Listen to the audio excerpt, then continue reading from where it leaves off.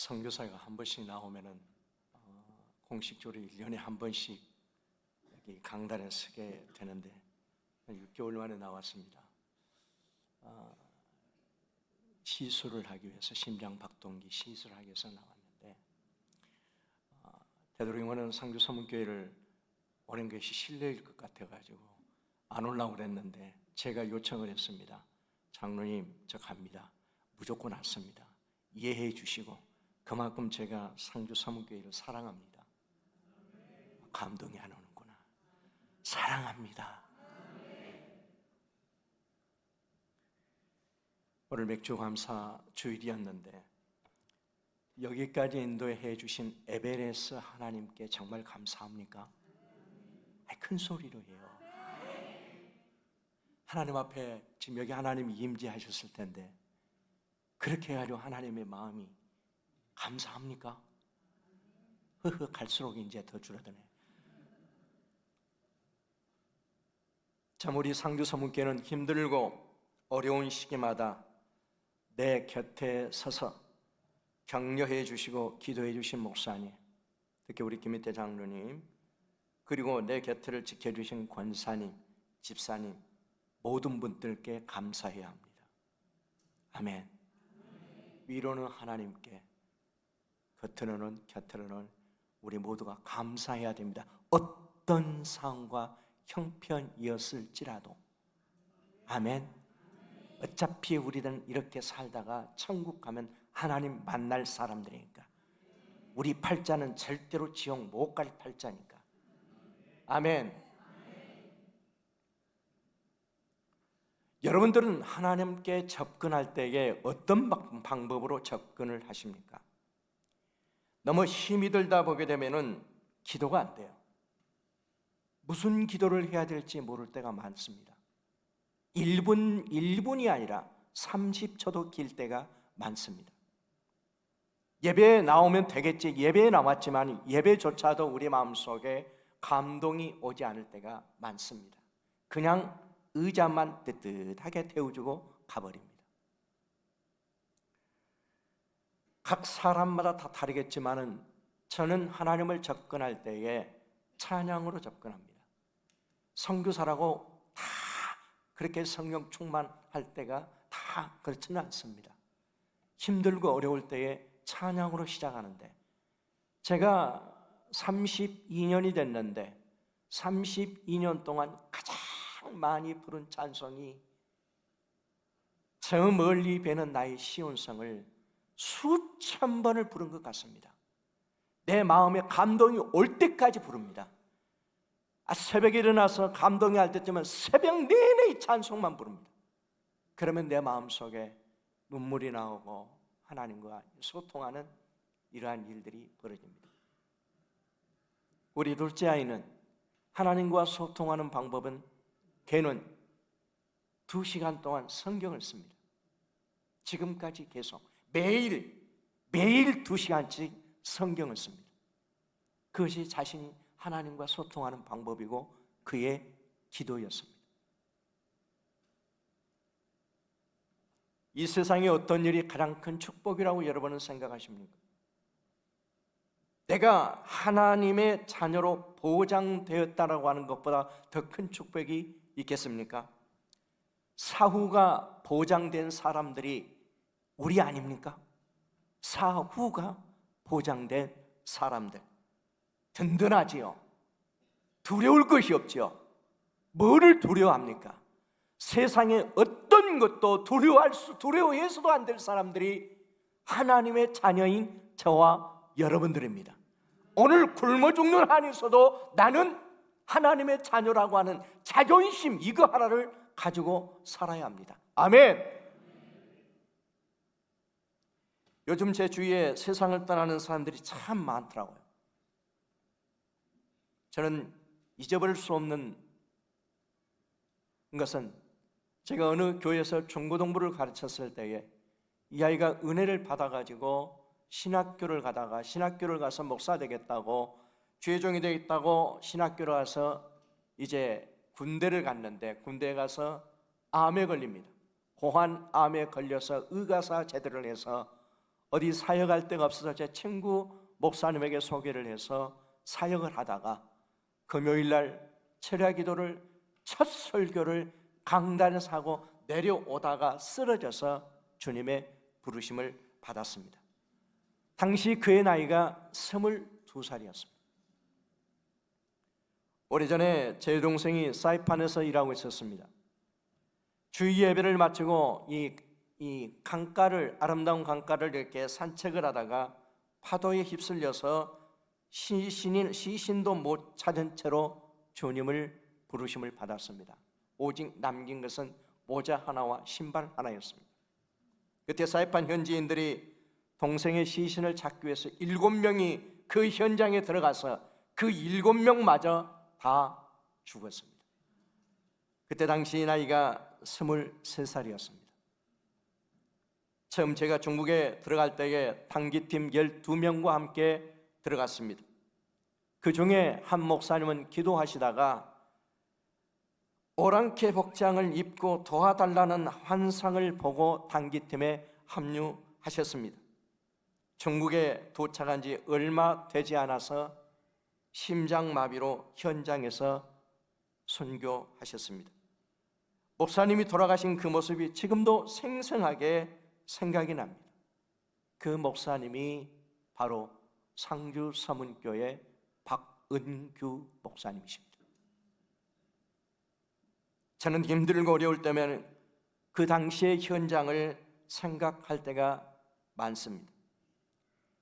어떤 누구도 시간과 장소를 정해놓고 주님의 부르심을 받은 사람은 한 사람도 없습니다.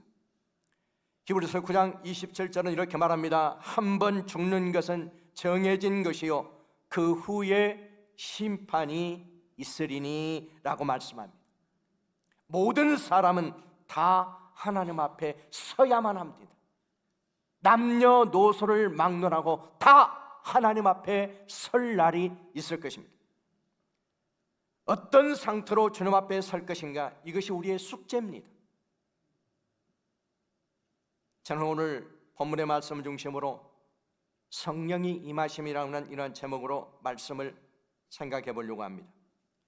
우리가 진심으로 예수님을 주님으로 영접한 사람이라고 한다면 어떤 상황과 형편에 상관없이 내 안에 성령님이 계시다는 의미가 아닐까요?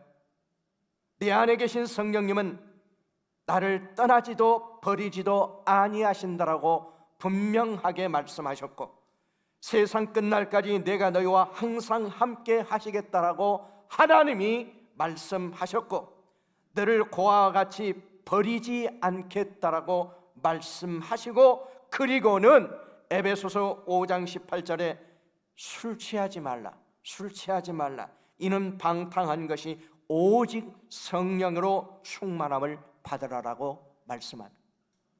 이 말씀은 성령으로 충만한 삶을 살아라, 계속해서 하루만 은혜 받고 그렇게 사는 것이 아니고 지속적으로 성령의 지배함을 받으라. 내 감정, 내 생각대로, 내 마음대로 살면 절대로 안 된다라고 하는 말입니다. 우리는 지금까지 이처럼 살아왔다라고 한다면 우리의 남은 세계는 그렇게 살아서는 안 됩니다. 하루 1분 1초까지도 하나님의 성령의 지배함을 받다가 하나님의 부르심을 받는 이것이 우리들의 얼마나 큰 축복인지 모릅니다. 아멘입니까? 오늘 본문의 오순절 성령 강림한 사건은 모든 기독교인의 삶과 연관되어져 있습니다. 먼저 성령이 강림했을 때 나타나는 현상을 보게 되면 사도행전 2장 2절에 호련히 하늘로부터 급하고 강한 바람 같은 소리가 있어 그들이 앉은 온 집에 가득하며, 3절에 마치 불의 혀처럼 갈라지는 것들이 그들에게 보여 각 사람에게 하나씩 임하여 있더라라고 말씀합니다. 급하고 강한 바람은 그 소리가 불의 혀처럼 나타났습니다. 이러한 현상은 그들은 한 번도 경험하지 못했습니다. 한 번도 생각해보지 못했던 일들을 그들이 경험하고 있습니다. 성령님은 그들이 경험하지 못한 새 일을 그들에게 보여주고 있습니다. 하나님은 태초로부터 지금 이 순간까지도 쉼없이 새 일을 행하시고 계심을 믿습니다. 그러나 예수님을 믿는 기독교인들 종종 말합니다. 왜 내 인생이 이 모양이냐고, 왜 우리 가정은 이렇게 일이 잘 안 풀리느냐고, 왜 이렇게 꼬이느냐고, 왜 이렇게 내 마음대로 되는 일이 없느냐라고 종종 불평과 원망을 합니다. 그럴지라도 하나님은 분명히 교회와 개인과 여러분의 가정에게 새 일을 계획하시고 그 새 일을 이루어가고 계시는 하나님인 것을 믿으시기를 바랍니다. 지금 우리 치앙마이 선복교회에 싱가폴 목사님이 부부가 출석합니다. 사모님은 3년 전부터 유방암 암 말기로 온 장기에 다 전이가 되어버렸습니다. 이제 의사는 포기해라, 그리고 장례 준비를 하라라고 했습니다. 이제 사모님은 교회를 못 나오시기 때문에 목사님만 나와서 교회에서 예배를 했는데 매번 볼 때마다 눈이 빨개 가지고 들어와요. 그래서 어느 날 우연히 발견했는데 자기 차 안에서 소리 질러가면서 울면서 3년 동안 얼마나 고생했겠어요. 또 이제 자기 아내가 이제는 죽을 수밖에 없는 상황이라는 것 때문에 얼마나 안타까워했겠어요. 이 사람 들어와가지고요 64세입니다 64세인데요 찬양할 때요 우리처럼 가만히 이렇게 부르지 않아요. 그 감정을 억누려 다 제일 앞에서 팔팔 뛰면서 울면서 찬양하는데 얼마나 갈급하겠습니까? 너무 안타까웠습니다. 그래서 저는 치앙마이는 한국병원 원장님을 소개를 했습니다. 소개를 했는데 치료하는데 기적적으로 회복하고 있습니다. 그의 나이도 64세입니다. 원장님은 물었습니다. 회복된다면 어떻게 살 것입니까? 사모님은 이렇게 말합니다. 그냥 주님 품으로 갈랍니다. 너무 고통스러워서, 너무 힘들어서 그냥 주님 품으로 가는데 가장 안타까운 것은 내 남편을 국민학교 동창이었답니다. 내 남편을 혼자 두고 자식도 없습니다. 혼자 두려고 하니까, 두고 가려고 하니까 너무 마음이 아픕니다. 너무 고통스러워 포기한 상태였습니다. 2달을 치료했습니다. 암세포가 50% 줄였습니다. 제가 사진을, 여자 몸이기 때문에 제가 들어가서는 못 봤는데 제 아내는 봤어요. 들어가서 보니까 말기암, 유방암이었기 때문에 진짜 구멍이 나 있어요. 구멍이 5군데가 나 있어요.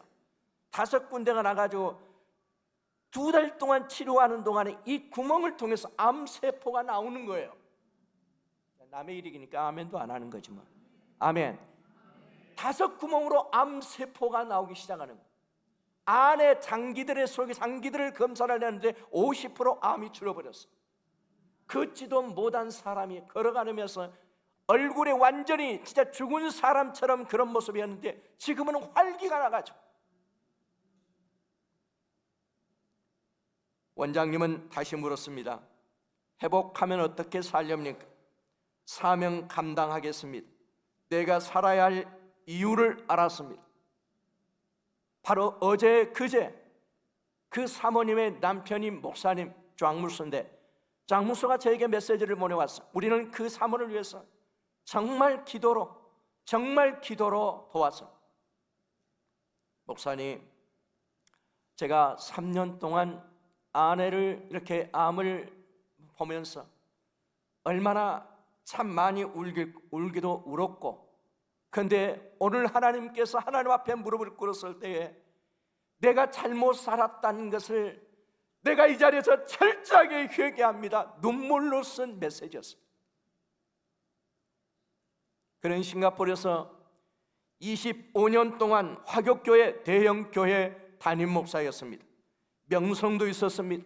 자기간에는 그래도 주님을 위해서 헌신했다라고 하는 자부심을 잘 가지고 잘 살아왔다라고 얘기한 사람이었습니다. 그러나 내가 하나님 앞에 생각해보니 다 지금까지 살아왔던 모든 것이 다 잘못 살아와서 하나님 앞에 회개하는 모습으로 목사님 앞에 이 메시지를 보냅니다.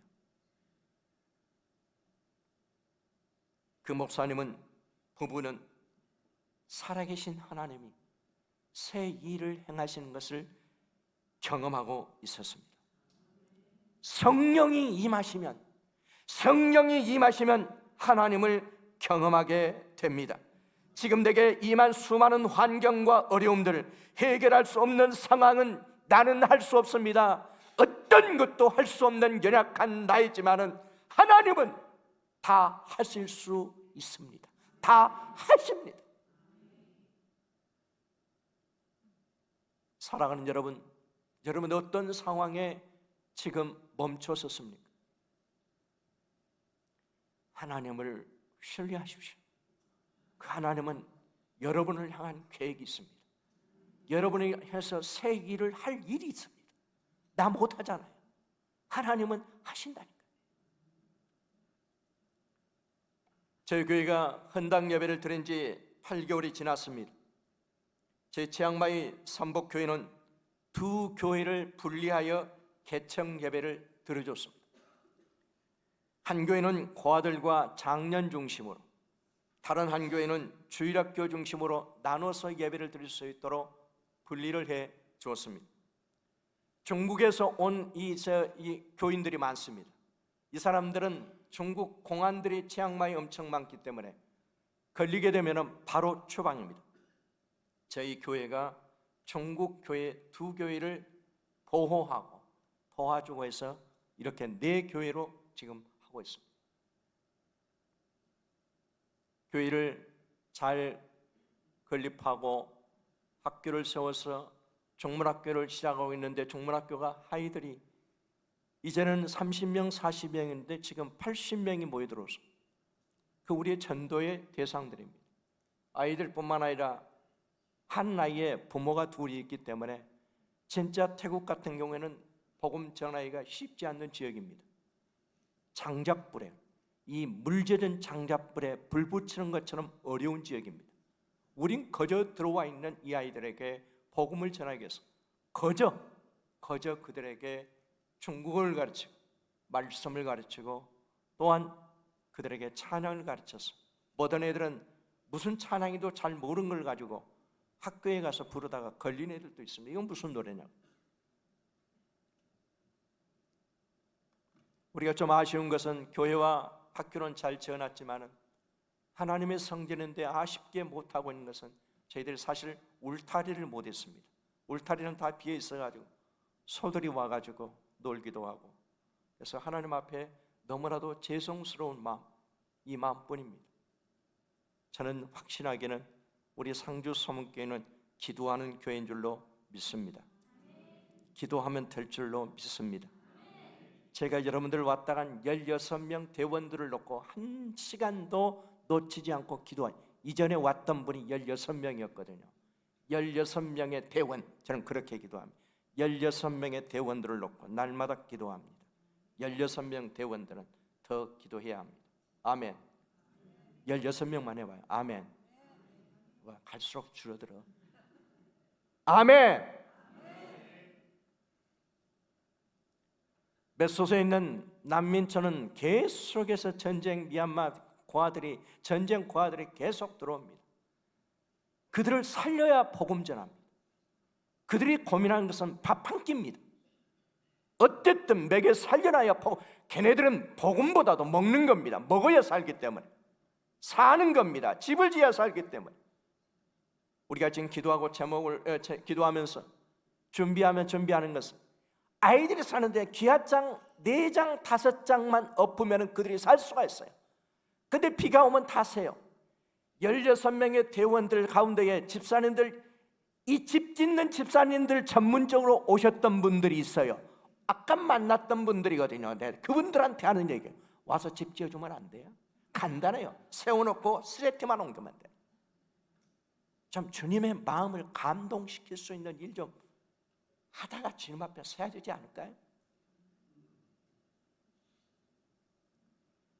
저는 하나님이 새 일을 행하시는 것을 확실히 봤습니다. 제가 지금 남의 일을 하는 게 아닙니다. 제가 경험했던 것을 그대로 여러분들에게 보고하는 겁니다. 오늘 본문의 성령님은 새 일을 하기 위해서 강림하셨습니다. 베드로의 인생을 보게 되면 성령이 임하니까 이전에 베드로가 아니었습니다. 어떻게 말씀을 전하는데 3,000명, 5,000명이 회개합니까? 성령이 임하니까 그렇게 할 수가 있었습니다. 사도 베드로를 보게 되면은, 사도 바울을 보게 되면은 다메섹 도상에서 예수님을 만난 후에 그의 삶은 완전히 바뀌었습니다. 바울의 일생이 일부분만 리모델링이 된 게 아니고 통째로 다 바뀌었습니다. 성령께서 저와 여러분의 인생에 개입하시면 나타나는 현상이 바꿔져야 되는 거예요. 새로운 모습으로 바뀌어져야 되는 거예요. 얼마나 믿었느냐? 아무런 의미가 없습니다. 오늘 내가 예수님을 믿었다라고 한다면 오늘부터 그 예수님으로 인해서 자동적으로 바뀌어야 되는 것이 이 자연적인 현상인데 왜 이리도 안 바뀌는지 모르겠어요. 안디옥 교회 보십시오. 성령이 임하시니까 제일 먼저 한 일이 있습니다. 그들은 그 교회 안디옥 교회는 한 번도 선교에 대한 생각도 해보지 않은 교회였습니다. 그러나 선교사를 파송합니다. 지금 상주 서문교회는 이러한 역사가 일어나고 있지만은 만족해서는 안 됩니다. 힘에 겨우도록 선교해야 합니다. 아멘. 성령이 임하시면은 어떤 현상이 일어나는 줄 아십니까? 저는 청년 때에 성령의 임함을 경험하고 난 다음에 저기 영등포구 대림동에 가게 되면 큰 양문교회가 있어요. 그 양문교회 청년에서 너무너무 뜨거워서 구로공단이라고 한 그 어마어마한 공단을 우리 청년들이 매일 나가서 전도했습니다. 매일 나갔어요. 둘씩 짝지어서 무조건 버스 위로 튀어 올라가. 한 사람은 무릎 꿇어 그 자리에서 기도하고 한 사람은 복음을 전했어요. 견딜 수가 없었어요. 성령이 임하시니까 너무 뜨거웠어요. 이 일을 안 하려면 내가 죽을 것 같기 때문에 그 일을 했어요.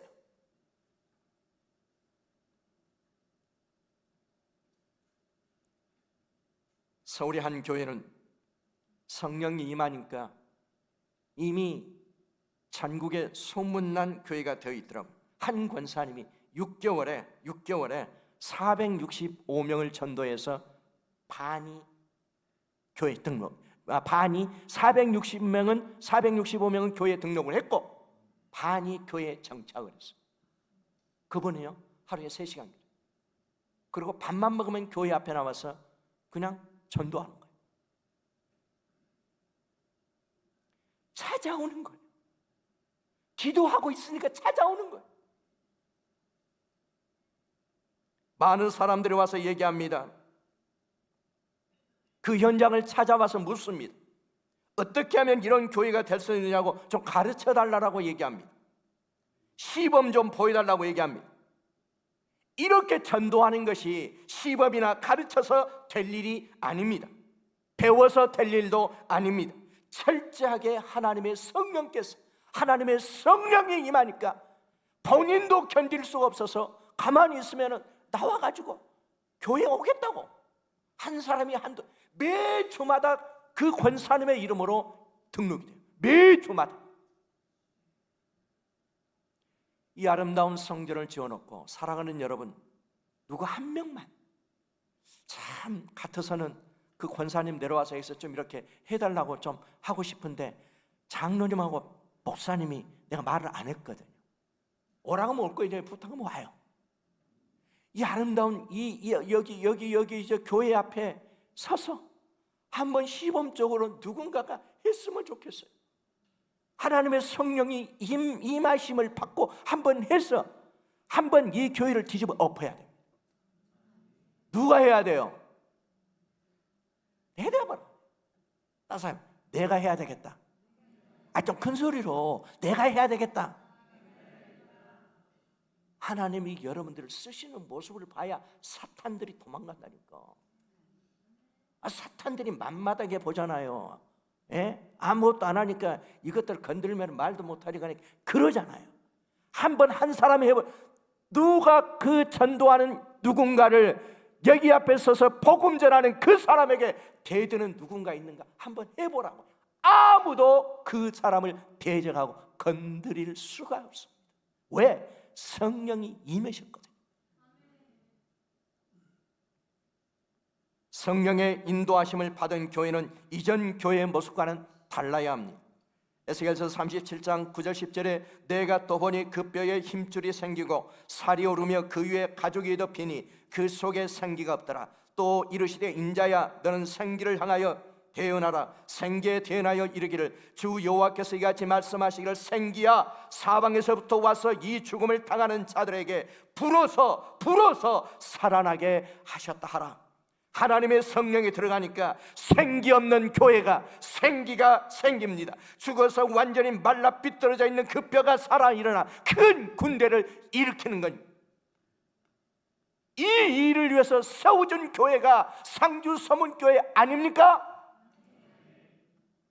이 일을 해야 돼요. 생기 없는 교회에 생기를 불어주는 역할을 다른 교회에 맡기지 말고 내 교회에 하겠다라고 하는.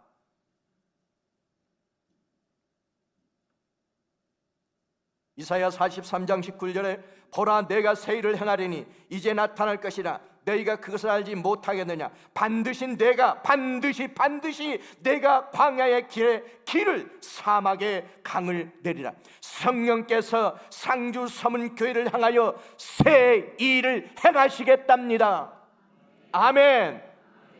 성령께서 각자의 인생에 개입하셔서 광야의 길을 내시겠답니다. 아멘. 사막의 강을 만들어 내시겠답니다. 반드시 하나님이 하시겠답니다. 내 힘으로 풀 수 없는 불확실한 미래를 하나님이 열어주시겠다라고 하는 약속입니다. 제자들 보십시오. 그들은 하나님의 말씀에 대해 누구보다도 잘 알고 있었습니다. 예수님은 주는 그리스도시요 살아계신 하나님의 아들이라고 그 위대한 신앙 고백하지 않은 제자들이 있습니다. 다른 사람이 아니라 다 주님을 배반할지라도 나는 절대로 주님을 부인하지 않겠다라고 하는 자들입니다. 내가 죽기까지 주님을 따르겠다라고 장담했던 제자들, 그런데 그들이 덜덜덜 떨고 있어요. 주께로 받은 사명이 전혀 작동하지 않고 있었어요. 주님께로 받은 그 사명이 내 속에 죽어 있었어요. 언제부터 그들이 담대하게 온 천하에 다니며 복음을 전하기 시작합니까? 성령이 그들에게 임하셨을 때부터였어요. 요엘서 2장 28절에 그 후에 내가 내 영을 만민에게 부어주리니 너희 자녀들이 장래를 말할 것이며 너희 늙은이는 꿈을 꾸며 너희 젊은이들 이상이 볼 것이. 성령이 임하니까 자녀들에게 비전이 보입니다. 성령이 임하니까 늙은이들과 젊은이들에게 꿈과 목표가 생깁니다.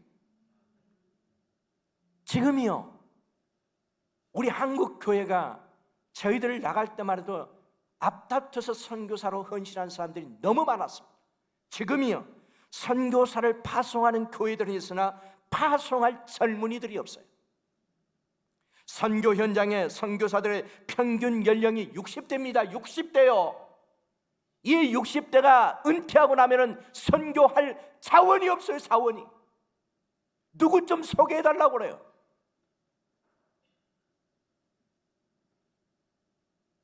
성령의 임하심을 받은 자가 필요한 시대입니다.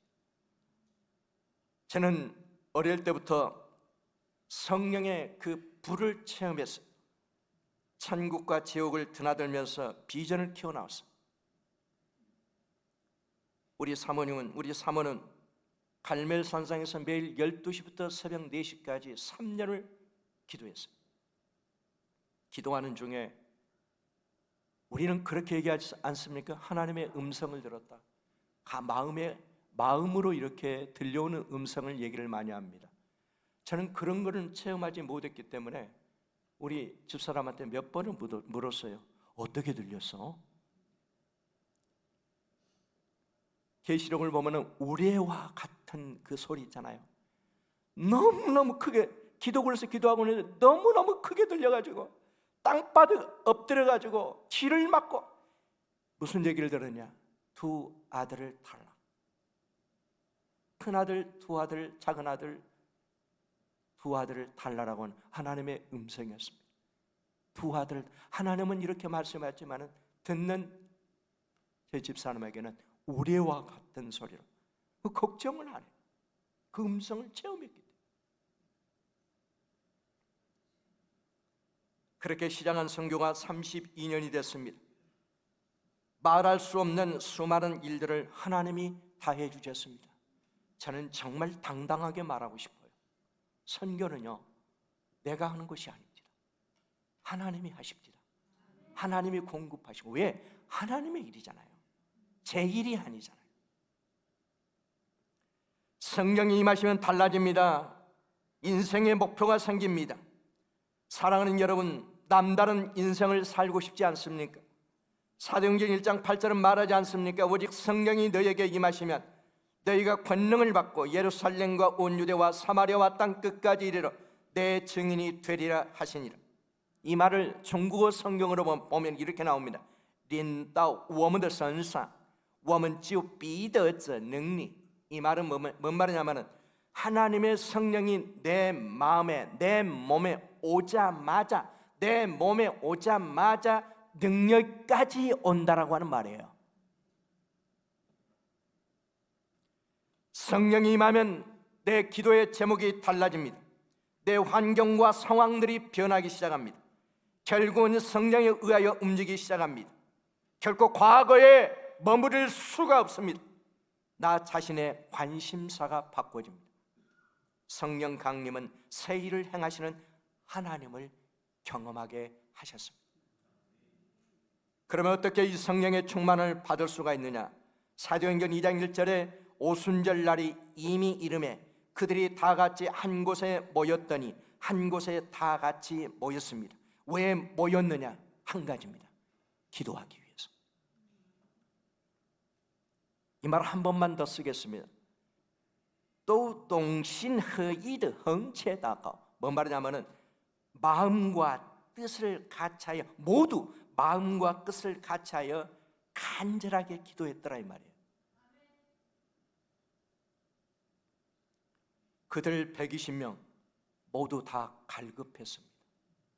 상주 서문교회 모든 성도들이 다 그들처럼 갈급해야 합니다. 갈급해야 합니다. 이게 중요합니다. 다 함께 말이에요. 다 함께. 마태복음 7장 7절 8절에 구하라 그리하면 너에게 주실 것이요 찾으라 그리하면 찾아낼 것이요 문을 두드리라 그러면 너에게 열릴 것이냐. 이 말도 보면 그래서 저는 중국어 성경 참 잘 쓰는 것 같아요. 就给你们就寻见就给你们 이 말이 뭔 말이냐면 구하면 바로 주실 것이요 또한 찾으면 바로 즉시 바로 찾을 것이요 문을 두드리면 즉시 문이 열릴 것이다 이 말이에요. 어떤 마음? 간절한 마음.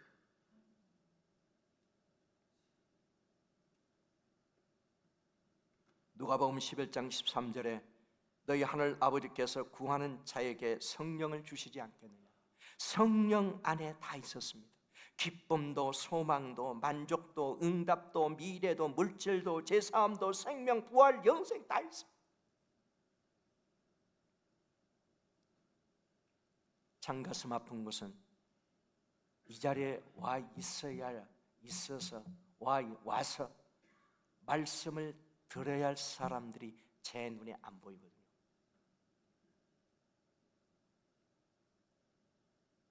그 사람들을 보고 내가 지금 메시지를 전하고 있는 겁니다.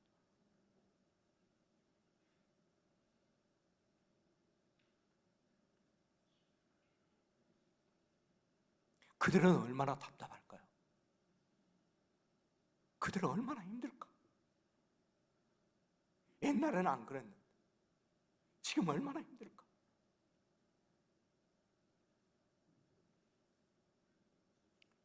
지금 120명 그들이 기도하는 것은 마가의 다락방입니다. 얼마 전까지만 하더라도 마가의 다락방은 제자들이 두려워 숨던 공포의 장소였습니다.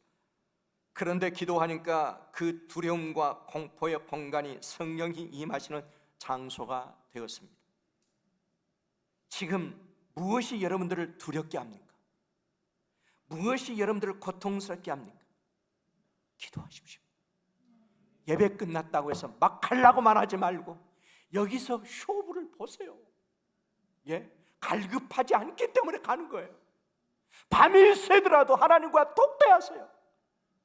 하나님은 우리의 기도를 듣기를 귀를 열고 지금 듣고 계시는데, 네 기도의 그 간절한 기도를 듣고 하나님은 새 일을 하기를 원하시는데 말도 못하고 그냥 다 가버리는 거예요. 집에서 가서 기도가 됩니까?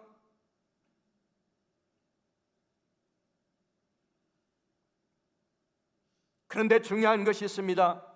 그들은 모였습니다. 120문들은 그들이 필요해서 모인 것이 아닙니다. 성령께서 모이게 하셨고 주님이 필요해서 모이게 하셨습니다. 오늘 말씀 듣다가 여러분의 마음속에 이 말씀이 오거들랑 불 다 끄고 밤을 새십시오. 하나님이 어떻게 여러분들을 향한 새 일을 하시는가를 이 사람들은 경험했잖아요. 120문들은 경험했잖아요. 왜 나도 하나님의 자녀인데 왜 경험을 못해요? 안 하니까 경험을 못하지. 그런 사람이 필요합니다. 그들은 모여서 기도했다 가는데 마음만 모임뿐만이 아니라 몸이 와 있었어요. 몸이 그 다락방에 와 있었습니다. 그 다락방이 몸이 그 다락방에 와 있었기 때문에 성령의 역사를 체험했습니다. 아무리 여기서 하나님이 직접 오셔서 여러분들에게 말씀 전한다고 해도 몸이 여기 와 않았는데, 몸이 없는데 어떻게 하나님의 은혜를 체험한단 말입니까? 못해요. 그를 찾아가서 하나님이 어떻게 하실 것입니까? 왜 제자들이 예수님을 부인합니까? 비판합니까? 왜 능력이 없는 신앙생활을 합니까? 왜 기가 빠진 모양처럼 나는 하나님의 자녀인데, 나는 영생을 가지고 있는 자들인데 왜 기가 빠진 것처럼 살고 있느냐 말입니다. 그거는 기도를 실패했기 때문에. 사랑하는 여러분, 로마서 12장 1절에 너희 몸을 하나님이 기뻐하시는 거룩한 산 제사로 드리라.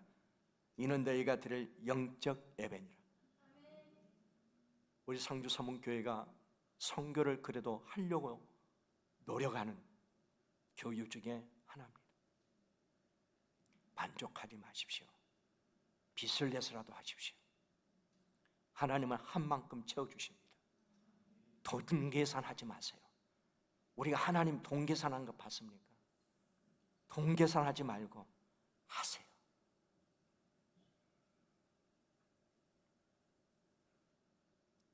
선교는 물질만 가는 게 선교가 아니고 몸이 가 있어야 돼요. 몸이. 쉽지 않는 일이죠. 32년 인생의 반이었습니다. 인생의 반. 가장 귀한 젊은 시간들 현장에 있었습니다. 지금은 이것저것 고장이 나고 몸은 이전 같지 않기 때문에 쉽지만은 않습니다. 그러나 주님은 32년 동안 내가 할 것도 했지만은 주님이 하실 것을 다 하셨습니다. 지금은 다른 어떤 것보다도 주님이 제게 말씀하시는 게 있어요. 우리 사람의 판단에서는 교회 세우냐? 잘했다. 학교? 잘했다. 우리는 사람들의 박수를 받을 것이 아니라 하나님의 박수를 받아야 돼요. 제게 자주 묻는 말씀이 요한복음 21장 15절 18절 말씀입니다. 요한의 아들 시몬아, 내가 나를 사랑하느냐? 이 말씀을 묻고 또 물으시고 다시 물으시는 거예요. 너 나 사랑하냐?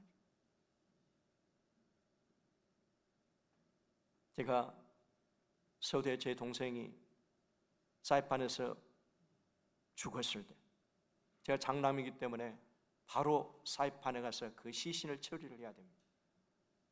안 갔습니다. 왜? 다음 날이 대만 단기 선교였습니다.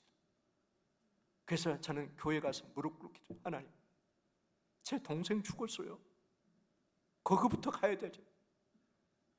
주님이 제게 하신 말씀이 이 말씀이에요. 너 나 사랑하니? 너 나 사랑하니? 사이판 안 갔습니다. 대만 가서 21일 남았습니다. 내가 무슨 일을 했느냐라고 제가 주님 앞에 섰을 때 그래, 너 교회를 몇십 개 짓고 뭐 학교도 교회도 많은 걸 세웠냐? 주님 그건 물으실 것 같습니까? 너 도대체 너와 나와의 관계가 뭐냐? 너 정말 이 땅에 있을 때에 네가 나를 사랑한 그 흔적을 보여달라고. 주님이 왜 제자들을 불렀어요? 함께 있으시고 싶어서 제자들을 불렀어요. 제자들 만났으면요, 제자 훈련부터 했어야 돼요. 어떻게 복음을 자는가 그것부터 가르쳤어야 돼요. 그런데 뭐라 했어요? 너는 나를 누구라 하느냐?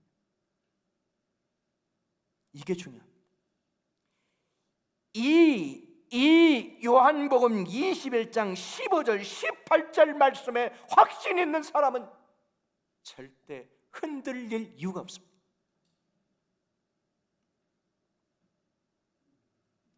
주님을 사랑한다고 수백 번 수천 번을 고백한 저와 여러분들 아닙니까?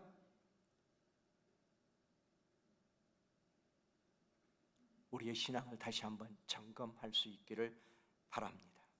기도의 엔진이 작동하지 않는 신앙생활은 정말 힘들게 신앙생활하다가 주님 앞에 갈 거예요. 주님이 가장 아끼는 것이 무엇인가요? 주님의 피로 사신 교회입니다. 믿습니까? 로마서 8장은 이렇게 말씀합니다. 만일 하나님이 우리를 위하시면 누가 우리를 대적하리요? 누가 능히 하나님의 택하신 자들을 고발하리요? 누가 정죄하리요? 누가 우리를 그리스도의 사랑에서 끊으리요? 어떤 피조물이라도 우리 주 예수 그리스도의 사랑에서 끊을 수 없으리라. 우리가 누굽니까? 택하신 자들이 뭡니까? 에클레시아예요. 에클레시아가 불러냄을 받은 사람들의 모임이에요. 그 모임 곳이 어디입니까? 상주 서문 교회입니다. 잘못 건드렸어요. 어떤 사람들은 잘못 건드렸어요. 누구라도 세상의 어떤 기관이라도 하나님의 몸된 교회 에클레시아를 건들면 안 됩니다. 건드려서도 안 됩니다. 하나님의 몸입니다. 주님의 몸입니다. 주님이 이 하나님의 교회를 피로 값진 사신 교회를 누가 건든단 말입니다. 몰라서 그래요. 몰라서 그래요. 주님은 내 교회라고 그래요. 반석 위에 내 교회를 세우리라. 상주 서문교회예요.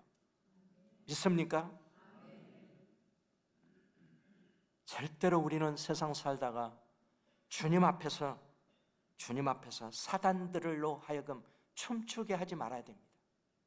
하나님의 교회를 건드릴 때 사단들이 얼마나 좋아한 줄 아십니까? 춤을 출 것입니다. 그러나 건드려서는 안 될 곳을 건드렸어요. 목에 칼이 들어와도 저는 이 말을 합니다. 왜? 하나님 살아계신다. 성경이 말하는 사도행 1장 15절에 모인 무리의 수가 120명이나 되더라. 2장 4절에 보니까 다 성령 충만함을 받았다고 말씀합니다. 여기에 또 중요한 의미가 있습니다. 여기에 원문을 보게 되면은 120명만 모였다라고 그랬어요. 120명만 모였. 그래서 여러분들 아까도 두 분인가 나가셨는데 제 마음은 안 좋아요. 말씀이 좀 그렇든지 나가는 걸 좀 모르겠는데, 이리서 나가는지 모르겠는데 나가면 안 돼요. 사도행전 1장 4절에 사도와 함께 모이사 그들에게 분부하여 이르시되 예루살렘을 떠나지 말고 내게서 들은 바 하나님께서 약속하신 것을 기다리라. 이 말씀 들은 사람이 120명 뿐이었겠습니까? 어린아이들도 있을 것입니다. 젊은이들도 있었을 것입니다. 그러나 그곳에 참석한 사람은 120명만 모였습니다. 고린도전서 15장을 보면은 부활하신 예수님을 만난 제자들이 최소 500여 형제들이 넘는다라고 기록하였습니다. 수많은 군중 중에 그 500명 중에 120명만 모였어요. 하나님은 남은 자들 가지고 일하셨습니다. 120명으로요 5대양 6대주를 정복하셨어요. 믿습니까? 지금 하나님이 찾는 사람은 성령의 임재하심을 경험한 한 사람입니다. 이런 소리 들었으면 좋겠어요. 우리 김희태 장로님 제게 늘상 전화를 자주 하십니다. 선교사님, 우리 교회 앞에 전도하는 우리 교인이 생겼다라고 하는 이 말을 들었어요. 이걸 누가 해요? 내가 해야 돼요. 내가. 여러분, 그렇게 하는 한 사람. 지금은요 그 교회는요 저희 장모님 다니는 교회거든요. 우리 집사람 모교인데, 와, 이제는 권사님들, 집사님들, 여름에는 생수 전도하죠. 겨울에는 입뻥튀기 전도하죠. 어떻게 사람들이 찾아와서 교회를 나와? 우리 상주 선배, 이제 성주 선북교회 말도 안 나오네. 상주 서문교회는 이제 일을 해야 됩니까? 일, 다른 거 하려고 하지 말고 일을 해야 돼. 이 일. 하나님이 하나님으로 하여금 춤추게 만들어야 돼요.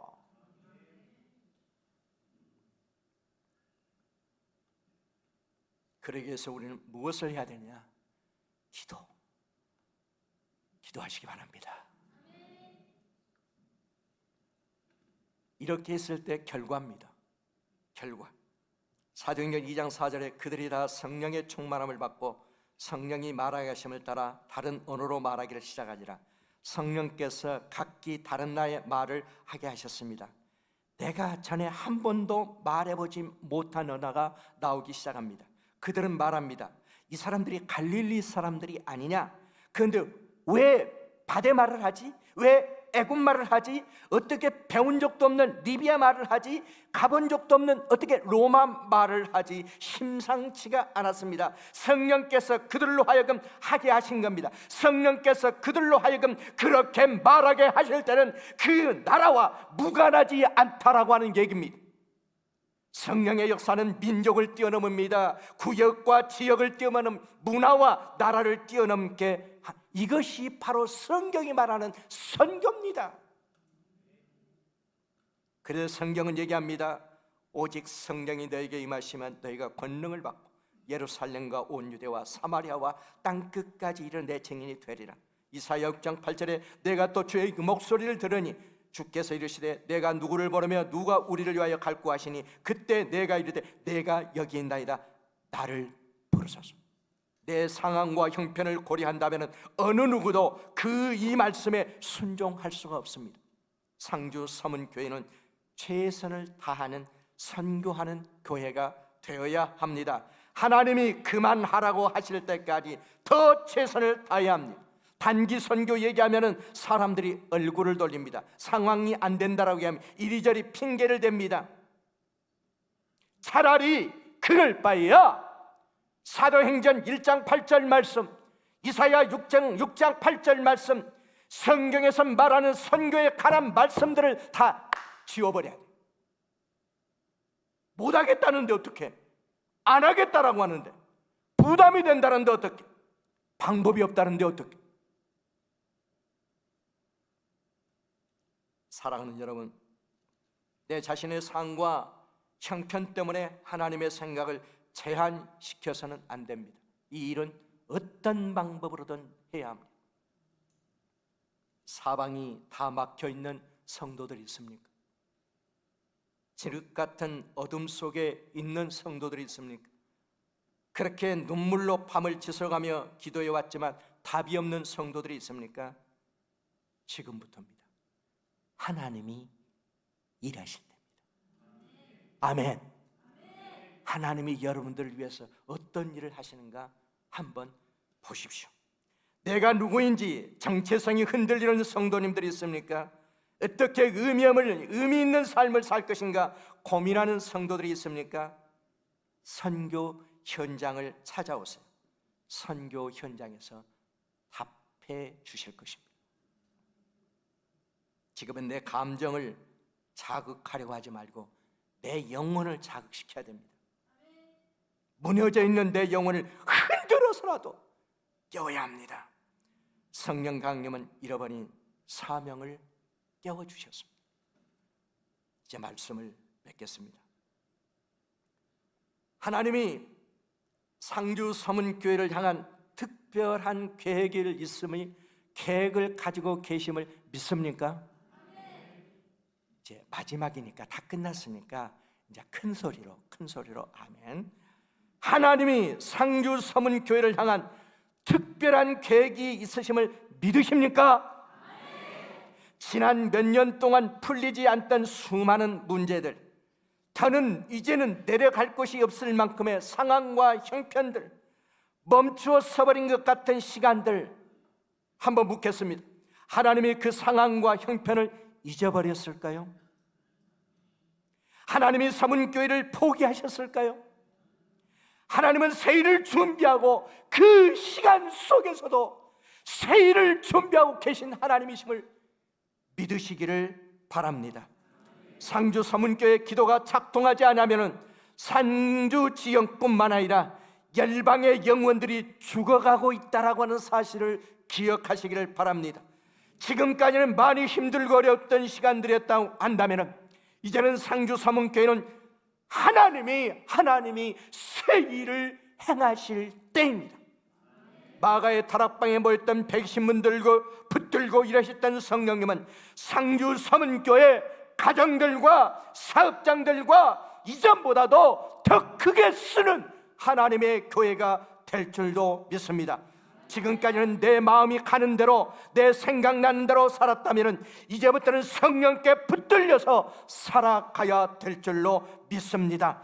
지금까지 상주 서문교회는 기독신문, 세상신문, 상주지역, 노예, 총회, 소문난 교회였으나 이제는 하나님이 열방의 소문난 교회로 만들어 주실 것을 믿습니다.